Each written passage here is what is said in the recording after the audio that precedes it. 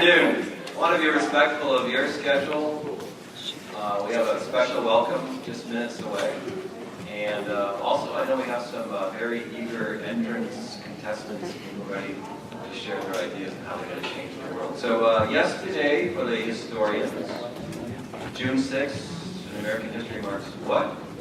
This is for Marquette University. We have to leave a little bit of an educational component in here. So June 6th, D-Day? Hello? Okay. Wow. We're going to work on that.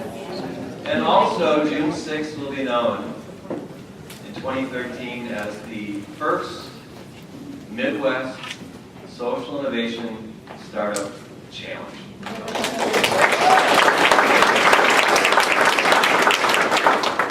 Remember this day because in future years we'll need a room of all of this and more. So it's going to be exciting stuff. So we're going to learn from each other today about this burgeoning field of social innovation and social entrepreneurship. They use them interchangeably. How do you solve social problems? How do you build business models, if you will, with a social impact? It's not always about nonprofit. You can do for-profit ventures. We'll be hearing from both today. And we started with over 50 applicants, 50 entrants from literally across the country. In fact, we had one from Ireland. And I just assumed it was Midwest Ireland. Somehow that qualified. So, but if you're here, I'm going to ask you to introduce yourselves in just a minute as an entrant. How cool for you? So you made the cut because we narrowed the field rather quickly. And then we're going to narrow it even more later this afternoon. We announced the 3 to 5 winning teams that'll divide up the $15,000 cash, all the mentoring that they wish, and we'll blow into the grade Midwest Social Innovation Design Final. That's coming up in August. That's $25,000. And then we have special guests here from the Dell Social Innovation Challenge from Austin, Texas. Last night after dinner, Susie, who we'll meet in a minute, said it was 61 degrees according to my card. She said, well, it's nice to hear where it's chilly. That kind of hurt. We're eager for summer to arrive, but thanks for bringing up a little bit of the warmth. What did you say it was? 80? 95 down in Austin, so thanks for coming up. That explains the scarf and the jacket. Nice, nice. So yeah, we're going to learn from each other about this idea of making a living and having a life. That in fact, you can have it both ways. You can get off mom and dad's couch if that's your age. You can pay bills, pay a mortgage, send kids to great schools, some of which you represent here today, and also have a life. You can have this dual bottom line approach through your good work and how you're going to take your skills, your gifts, your abilities into the world. If you're one of the entrants, one of the few that were invited up from the field of 50 down to I think it's 10 or 11, could you raise your hand, please? And could you tell us, I'm going to move from my right, and then let's make sure we get everybody. Tell us who you are, where you're from, and the name of your entry. Okay, please. Stephen Goodman from Marquette University, and the name of the entity is Start IT. Excellent. Can everybody hear him? Stephen, do it one more time and speak up loudly, please. Steve Goodman from Marquette University, and the name of the business entity is Start IT. Excellent. And moving across the room, another hand, please. I'm Amelia. I'm a junior at Brown University, and I'm representing the Student Language Exchange. Nice. Welcome from Brown. Good to have you. My left. That's you, sir. My name is Mike McFadden. I'm from Lakeville School District 41 in Lakeville, Illinois, and I'm representing Brown. Excellent. Welcome. All the way in the back, please. I'm Paul German. I'm with IMUS, Interactive Mobile Activity Stations. I'm locally right here from Wacondawan. Excellent. Glad to have you. Who are we missing? I saw Marines. Yellow shirt, please. Yeah, my name is Jeffrey Gu. I'm from Fond du Lac, Wisconsin, and my venture is iWorm. iWorm. Eager to hear more about that. And to your left, handsome gentleman, black jacket, glasses, please. Thank you. I'm very in this role right here. I'm Jared Clemens from Chicago, and I venture. Excellent. Glad to have you, Jared. In the back, blue shirt. I'm Ryan Twaddle. I'm a sophomore at Marquette University, and I am presenting Countries Without Cavities. Nice. To Ryan's right, my left, or Yep, Nick? I'm Nick Morgan. I am representing Restaurant Trim Right, and I'm from Dayton, Ohio. Excellent. Who, please? I'm Danielle Short. I'm a recent grad at Ohio State University, and I'm representing PassPass. Nice. Welcome, Ohio, please. I'm Daniel Yu. We're project staff from the University of Chicago. Nice. Going to C. Any others that we haven't heard from? We're good. Hey, welcome. So glad you're here.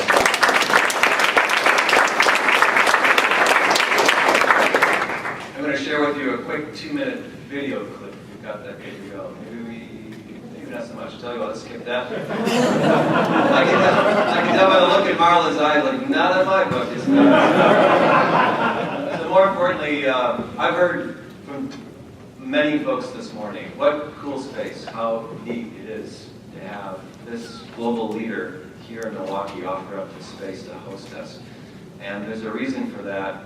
I could try, but you're going to hear from an expert, and this is a Marquette alum, a friend, and a really wonderful man. Mike Van Handel is the Executive Vice President and the CFO for Manpower Group. Mike, thanks for having us. Please.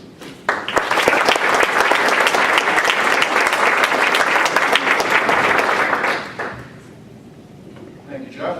Great to be here, and I want to wish a warm welcome to all of you to our global headquarters here in Milwaukee.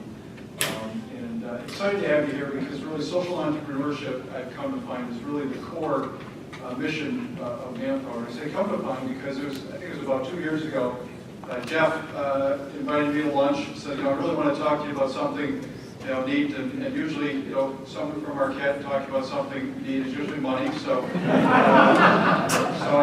I came without wallet and made him buy the lunch, but he explained to me what social entrepreneurship was all about, and big words, and I wasn't quite sure what it was going to be, but really when it came down to after lunch, I said, Jeff, really, that's what we talk about at Manpower all the time. It's doing good while doing well. And we're convinced as a company that all companies can do good while doing well. And that really is a core part of who we are. Every day we put over 600,000 people to work in over 80 countries. And when you stop to think about that, you think about some of the social issues we have today, it really comes down to employment. It's really about, in many cases, the people on the street, giving them something meaningful, a meaningful part of their life, a meaningful work experience.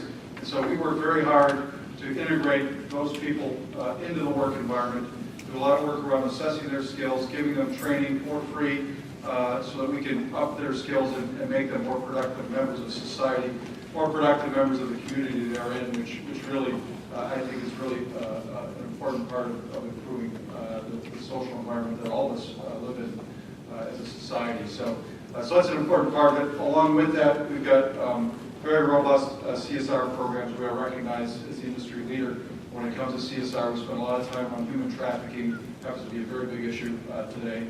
Human rights violations, diversity in the workforce. So a number of elements that we are working on, and again, part of our overall mission and who we are and what we're all about. So when Jeff asked if we could have this here, I said we would love to host you here.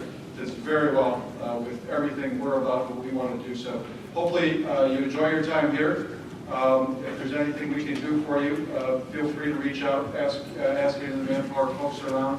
Be happy to help out, and I wish you a lot of luck and success in the competition. So that should be exciting. And I know there are a number of other conversations going on around social entrepreneurship. So again, thanks for being here, and enjoy a productive afternoon. Thank you.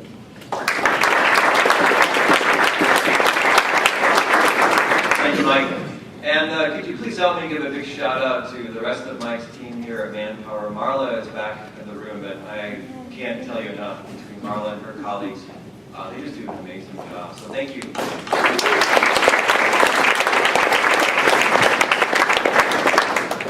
With the help of our friends from the Dell Social Innovation Challenge, the largest global platform for social innovation design challenges, we're going to hear about the value to employers, the value to educators, about what it means to actually go about solving social problems. But a good friend of mine stopped in my office and said, why all the university types? It's a great question. We were originally supposed to be on Marquette's campus, and the event got so big, and there was a gracious offer here, we came to Manpower. But, and it's Mike, I think, Mike captured it so well. Lots of big words, blah, blah, blah. Universities are sometimes good at making things perhaps too complex, and then codifying it, and then charging you a lot of money to sit through courses to learn about it. But there's nothing like great stories. And so today is about the doers. Susie, Christiane, come on up. And while you're joining me, I want to say thanks to some of the other sponsors for today and also the collaborators. But in terms of the sponsorship, Jim and Carlo are here in the back from Brady Corporation. Thank you. And who else? Thank you, Brady Corporation team. Sorry, I didn't see it. And Johnson Schools, Fred, thank you so much as well. Also, on the collaboration side, we will work and partner with anyone going forward. And I'm delighted because this is really not a Marquette thing. There's no single institution that can roll up their sleeves and solve social problems, whether it's Milwaukee or around the world. So we need to work together. I'm very pleased that we have MIAD, MSOE, UWM, Cardinal Stritch. We're going to have a lot of fun in the years going forward because that group is just going to double and triple in size. I know that to be true from a phone call on Monday where there are institutions from Marion, St. Norbert's, Edgewood, Madison, Minnesota that are asking to build this out meaningfully in the region. So pay attention to that. It's going to really need to watch these schools work together. So, while Susie and Christiane are here, I'm also going to ask the judges if you could please raise your hands. Now you know who they are. These are the marked individuals. I just have to ask the question, can you be bought? Is there any? Okay, Jamie's saying absolutely. Which is a bit troubling since he works in the state of Wisconsin. But whatever. Thank you in advance to the judges, and you'll be hearing from them later today. In fact, 2:30 will be the announcement of the semifinalists, because remember, this flows into the finalist round in August, the Brady Midwest Social Innovation Design Startup Challenge. That's the $25,000 purse, and then we're off to the Dell National and the International competition. So we're going to break up in just a minute, but please introduce yourself. Hi, everybody. I'm Susie Sosa. I'm the Executive Director of the Dell Social Innovation Challenge. Hi, everyone. My name is Christiane. I'm the Marketing Director for the Dell Social Innovation Challenge. We're very excited to be here.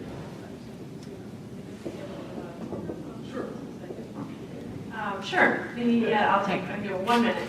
The Dell Social Innovation Challenge started 7 years ago as a business plan competition at the University of Texas in Austin. And the idea back then was to simply inspire students to come up with financially sustainable ideas that could solve social problems.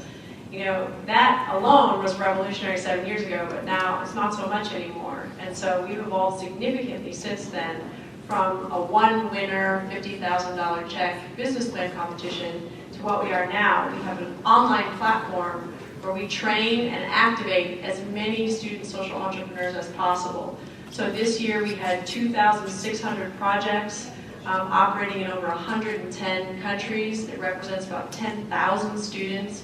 We funded 40 of them with over $350,000, and 300 teams were paired with individual one-on-one mentors. We measure our success by the number of student social entrepreneurs who are activated and who advance their ideas and ultimately create lasting social impact around the world. Thank you. You can see I'm a big fan. And if you're thinking, I know some of you are, Jeff, all you did was really rip off their idea and make it a regional platform. You are spot on.